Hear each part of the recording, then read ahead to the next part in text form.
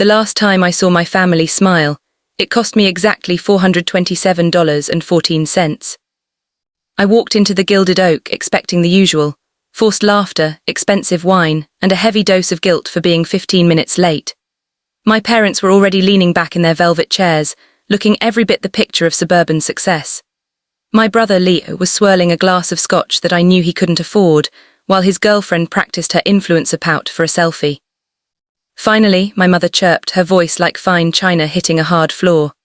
"We didn't want the soufflé to fall, so we went ahead. You don't mind picking up the tab as a late penalty, do you? Just being helpful as always." Leo let out a sharp, mocking bark of a laugh. The family ATM has arrived, still as reliable and as gullible as ever. He didn't even look up from his drink. He didn't see the way my hands didn't shake this time. He didn't see that for the first time in 30 years, the reliable sister was gone. My name is Maya. To my family, I've always been the buffer. I was the one who smoothed over Dad's gambling hiccups, the one who paid for Leo's startup ideas that were actually just bar tabs, and the one who ensured Mom's social status remained unblemished. They viewed my silence not as strength, but as a lack of personality. They thought I was a blank check because I never filled in the memo line with a complaint. Growing up, Leo was the sun.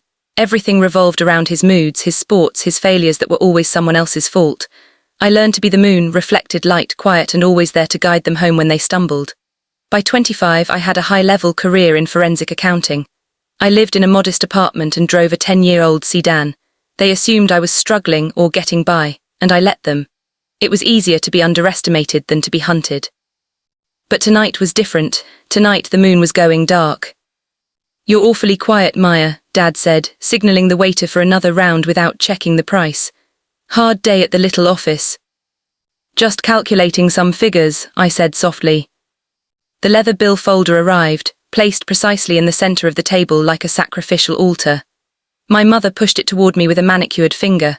"Be a dear, we're celebrating your father's consulting win."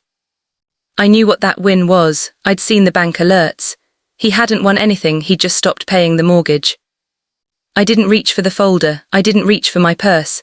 I stood up, my chair scraping loudly against the hardwood. The table went silent. "I need to speak with the floor manager," I said. Leo rolled his eyes. "Oh God, don't be a Karen, just pay so we can go." I ignored him and signaled the manager, a man named Marcus whom I had spoken with 3 days prior. He approached with a professional, almost somber expression. "Is there a problem, Miss Thorne?" Marcus asked. "No problem," I said, my voice projecting just enough to catch the neighboring tables. "I just want to clarify that the corporate account ending in 4092, the one that usually covers these family dinners, has been closed, effective 5 minutes ago."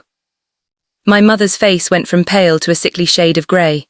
"Maya, what are you talking about? What corporate account?" "The one I've used to subsidize your lifestyle for 6 years, I replied. "The one that paid for Leo's business, car and your anniversary cruises. I'm done being an anonymous donor to people who don't even know my middle name." "You can't do this," Leo hissed, his face reddening. "This is a public place, you're embarrassing us." "I'm not embarrassing you, Leo. You're embarrassing yourself by ordering $100 scotch on a $0 budget." I looked at Marcus. "Please split the bill. I'll pay for my salad and my sparkling water. The rest belongs to them." The silence that followed was heavy, suffocating, and utterly glorious. My father reached for his wallet, his hands trembling as he realized it was empty. My mother looked around frantically, realizing that for the first time there was no safety net. The buffer had moved out of the way, and they were headed straight for the concrete. "This is family," my father choked out. "You owe us." "I checked the ledger, Dad," I said, leaning in. "I've paid my debt 10 times over. I don't owe you a penny. I don't even owe you an explanation." I settled my small portion of the bill in cash, tucked my coat under my arm, and walked toward the exit. I didn't look back to see them arguing with the manager or the look of pure panic on Leo's girlfriend's face. As I stepped out into the cool night air, my phone buzzed.